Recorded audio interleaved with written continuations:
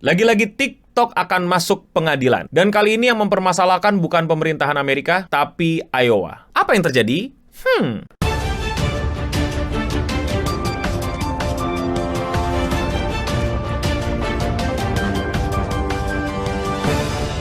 Wajar kalau kalian nanya Iowa tuh apa, no? Iowa itu adalah salah satu state di Amerika. Kalau kalian nggak tahu wajar karena banyak orang Amerika juga nggak tahu Iowa itu di mana. Iowa sued TikTok for setting its App Store age rating too low. Jadi TikTok mendapatkan ancaman hukuman dari Iowa karena mereka memberikan rating umur yang keliru. TikTok is getting sued by the state of Iowa over claim that it's lying to parents about the presence of content, alcohol, profanity, and other inappropriate material in the app. Jadi asal muasalnya ini adalah dari para orang tua di state of Iowa yang merasa bahwa TikTok ini salah gitu. Mereka bilang konten ini aman dari anak-anak, tapi nyatanya banyak konten-konten yang sebenarnya belum boleh atau belum pantas dilihat sama anak-anak. Seperti konten buka-bukaan, obat-obatan terlarang, minuman keras, dan tentu saja kata-kata kasar. In a lawsuit filed on Wednesday, Iowa Attorney General Brenna Bird claimed TikTok is making this kind of content easily accessible to young users while maintaining an inaccurate 12+ age rating on the Apple App Store. Jadi konten-konten yang harusnya nggak dilihat sama anak-anak ini bisa dilihat anak-anak, dan ditambah TikTok ini kayak sengaja membiarkan aksesnya ini mudah untuk anak-anak yang masih di bawah umur. Yang dimana dia ngasih rating bahwa anak umur 12 tahun aman untuk mengakses aplikasi ini. Yang dimana kita tahu anak umur 3 tahun pun sudah main TikTok. An investigation done by the state found that the users as young as 13 years old can readily find recipe for alcoholic drink, advice and encouragement about using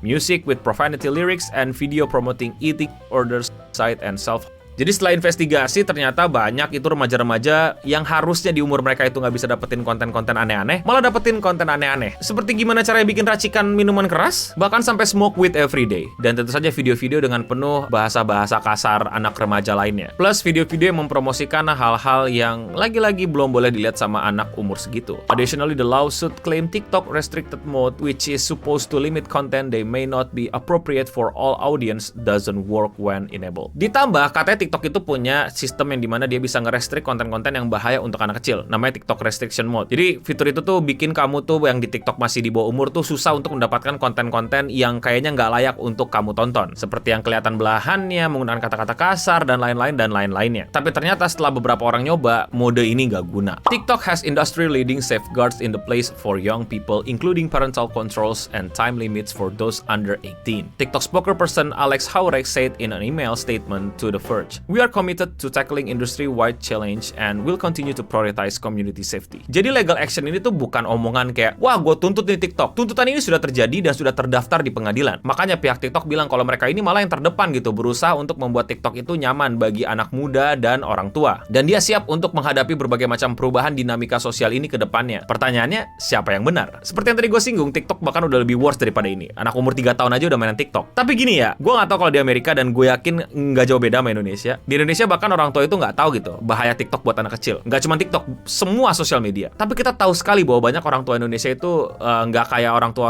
di Iowa ini yang bahkan sampai berusaha untuk anak mereka tuh terjaga gitu di aplikasi TikTok. Di sini malah menurut gue lebih kacau ya. Udah kasih aja gitu, nggak pakai restrict mode, nggak diawasi sama orang tua, dia scroll apa, nggak ada yang tahu orang tua. Orang tua juga ikutan scroll di sebelahnya juga nggak tahu mereka nonton apa. Jadi gue sayang banget sih banyak orang tua di Indonesia ini yang menggunakan sosial media ini parentalnya gimana ya, kayak minimal di Amerika mereka bahkan nuntut gimana caranya anak mereka bisa lebih aman pakai TikTok. Mereka nggak bilang TikTok harus ditutup, mereka bilang TikTok harus lebih aman buat anak-anak. Tapi ngomong-ngomong TikTok ditutup, salah satu state di Amerika itu sebenarnya udah nge-ban TikTok, yaitu di Montana. Jadi orang-orang Montana itu udah nggak bisa pakai TikTok. Dan di Amerika sendiri, kalau lu PNS Amerika, lu nggak boleh dan dilarang pakai TikTok di handphone lu. Dan dengan adanya Iowa kayak begini, mungkin kemungkinan besar kalau misalnya Iowa menang, ini TikTok selain rugi, TikTok juga bisa mendapatkan hukuman yang lebih parah daripada kerugian denda, yaitu adalah pemblokiran TikTok di Iowa. Jadi nambah lagi tuh satu state di Amerika yang ngeblokir TikTok. Yang dimana Amerika, produk buatan Cina ini, pasar terbesarnya adalah Amerika. Gue nggak mau jadi orang brengsek juga yang bilang apa ya TikTok harus tanggung jawab dan segala macam gitu. Peran orang tua juga sangat penting di sini. Orang tua juga harus bisa mengawasi dan bekerja sebagai orang tua untuk mengawasi anak-anaknya bermain sosial media. Dan anak-anak itu juga harus dikenalin sama sosial media. Kalau nggak, ntar juga kaget gitu pas udah gede gitu dapat internet gitu, terus cuma bisa spam komen goblok jelek lu gitu di kolom komentar gitu. Tapi dinamika kemajuan teknologi dan kemajuan cara parenting ini udah makin kejauhan menurut gue, terutama di negara kita. Parentingnya baru belajar segini, sosial medianya udah ngebut sampai langit. Yang kesian siapa? Eno Bening sebagai sosial media strategis. Nggak canda-canda, nggak ada hubungannya. Gue nggak pernah, gue pernah dikomplain. Gue ingat banget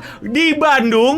Gue lagi jaga stand tentang kayak semacam kumpul-kumpul konten kreator sosmed. Gue dimarahin, ada saksinya temen gue gitu kan. Kamu nih ya YouTube anak saya jadi ngomong kasar gitu. Gue yakin anaknya nonton video Arab sih pada masa itu ya, karena Arab yang terkenal ngomong kasar. Tapi gak tahu itu cuman ada di asumsi gue doang. Ya gue itu tahun berapa ya? 2010-an something gitu. Gue inget banget di Bandung dimarahin gue sama mama. Tapi itu ya long time ago gitu ya. Dulu Arab ngomong kasar, kayak sekarang hampir seluruh konten kreator ngomong kasar. Sekarang kalau ngomong kasar dimarahinnya nggak lagi sama orang tua anak kecil ya, sama YouTube atau sama sosmed. Videonya kena community guidelines atau dolar kuning. Ya jelas yang dirugikan adalah anak-anaknya. Bagaimana mereka terekspos sama sosial media, mereka ketemu sama sosial media tapi nggak ada yang bimbing, nggak ada yang ngajarin, nggak ada yang jagain. Ya amit-amit jangan sampai kejadian di sekitar kita. Tapi coba komen di bawah deh, kalian pernah lihat anak bocil sekecil apa, umuran berapa kira-kira udah dikasih main sosmed gitu ya. Jadi dia scrolling TikTok, scrolling IG atau buka YouTube gitu ya. Megangin iPad, tau kan iPad bocah kan, bocahnya segede saset gitu kan, tapi iPad-nya segede baliho. Coba pernah nggak kalian lihat, atau itu mungkin saudara kalian? Komen di bawah. Kalau kalian suka sama konten kayak gini dan kalian mau support gue, kalian bisa lakuin dengan sesimpel klik tombol subscribe di bawah. Dan kalau kalian mau dukung gue lebih dari sekedar itu, kalian bisa membeli buku gue, Bagaimana